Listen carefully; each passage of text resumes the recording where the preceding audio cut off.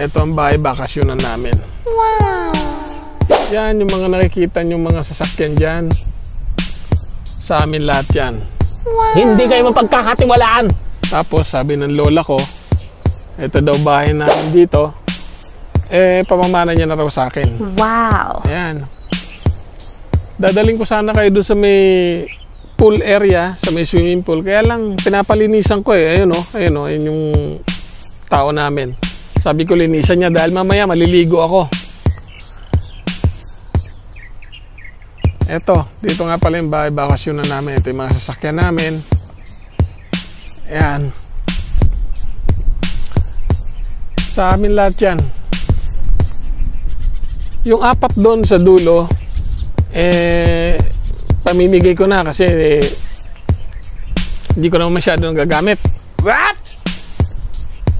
Pamimigay ko na lang yan.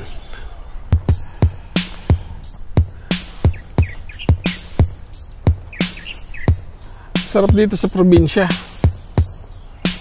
Maliwalas ang hangin. Kaya madalas dito ako kapag gusto ko makapag-isa, kalanghap ng mga sariwang hangin, kumain ng mga sariwang isda.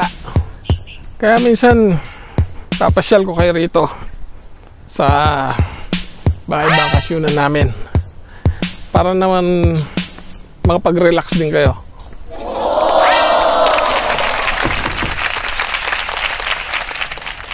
Saan ba kaya nagpunta yung gagong yun? Malilate na ako, Brad! Kaya sa mga Brad! Boss! Andyan na! Bablog pa yung tao eh. Tawag agad. Di pa nga tapos yung vlog ko eh. Saan ba pupunta? May tinitignan lang ako dun, boss. Malilate na ako! Gusto mo? Tara! Tara na, boss! Keto pangit nyo! Pinuntahan lang, boss! Mas pangit! Oo, tara! Tapos mamaya, iatid mo si Manang nga, malengke daw. Yes, boss. Tara, bilisan mo. Ano ba ginagawa mo ron? Buksan mo yung aircon, ang init. Para nagbablog lang eh. Vlog. Nilinisan mo ba itong sasakyan? Tapos na, kanina pa. Bilisan mo. Saan tayo punta, boss? Sinira niyo ang araw ko, mga pangit!